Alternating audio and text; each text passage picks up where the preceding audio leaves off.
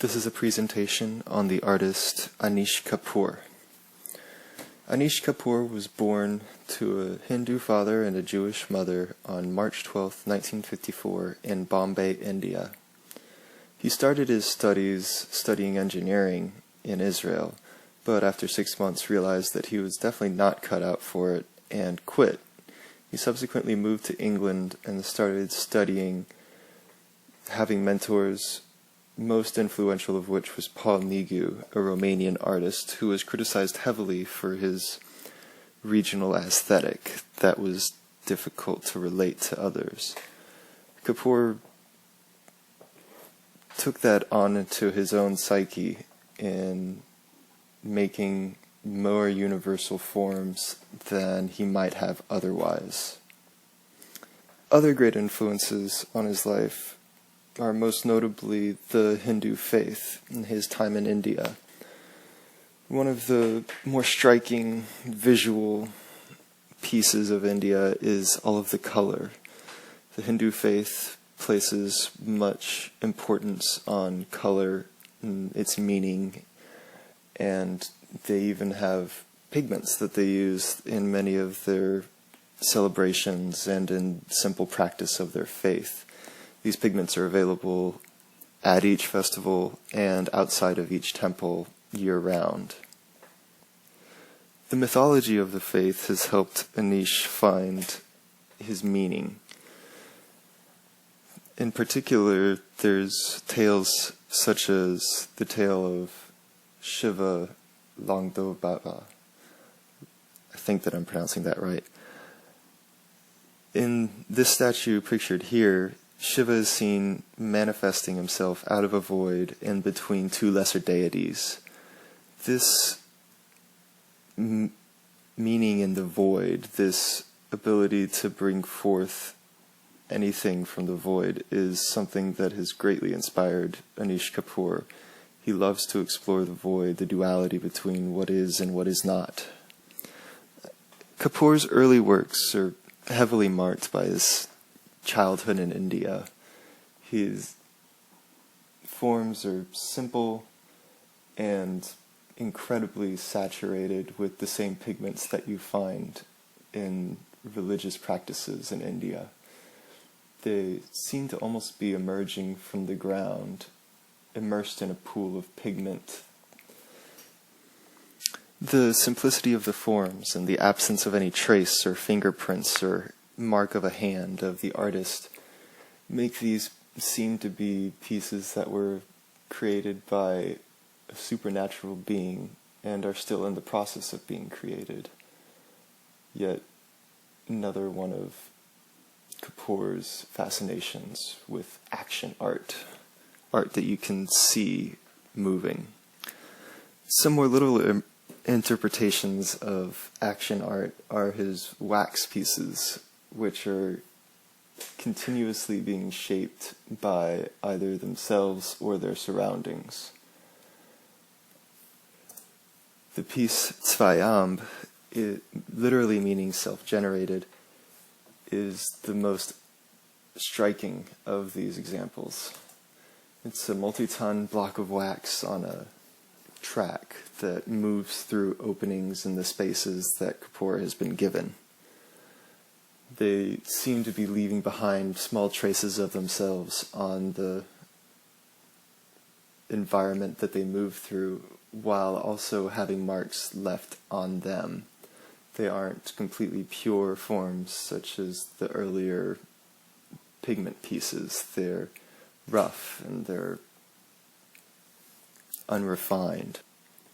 This red is also another fascination of Anish Kapoor's. In addition to scale, color is very important for him, as both relate very much to the body. The size of these objects is important in relation to the viewer, and the color reminds anyone of their insides, of their blood, of their organs, of their bodily functions, and the messiness of these pieces serves to do that even more. Even Kapoor's larger pieces do this.